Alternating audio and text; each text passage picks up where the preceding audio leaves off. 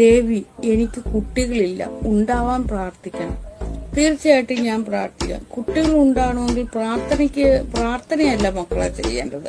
അത് ചെയ്യേണ്ട കാര്യങ്ങൾ വേണ്ടതുപോലെ ചെയ്താൽ മാത്രമേ കുട്ടികൾ ഉണ്ടാവുള്ളൂ. അതായത് ഞാൻ ഇവിടെ ഇരുന്ന് പ്രാർത്ഥിച്ചെന്ന് പറഞ്ഞുകൊണ്ട് നിങ്ങൾക്ക് കുട്ടികൾ ഉണ്ടാവത്തില്ല. നിങ്ങൾ എന്ത് ചെയ്യണം? കറക്റ്റായിട്ട് ചെയ്യാനുള്ള കാര്യങ്ങൾ അങ്ങോട്ട് ചെയ്യണം, എന്നാലേ കുട്ടി ഉണ്ടാവത്തുള്ളൂ.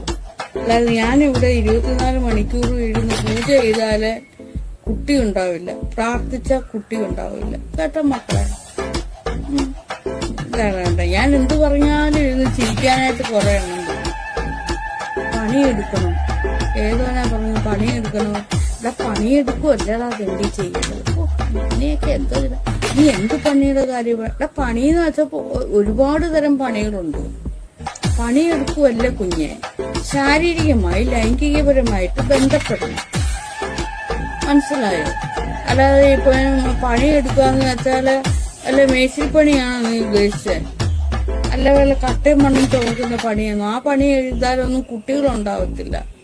ചെലവില്ല. അവന്മാരെ പോലുള്ള പൊട്ടന്മാര് വന്നവരെ നീ എന്ത് പണിയായിരിക്കും എടുക്കണമെന്ന് പറയുന്നത്? എന്ത് പണി? അങ്ങനെ കുറെ സമയം പോകും. ആ സമയം കൂടി അവരെ കാര്യങ്ങൾ നല്ല കൃത്യമായിട്ട് പറഞ്ഞ് മനസ്സിലാക്കുകയാണ് ചെയ്യേണ്ടത്.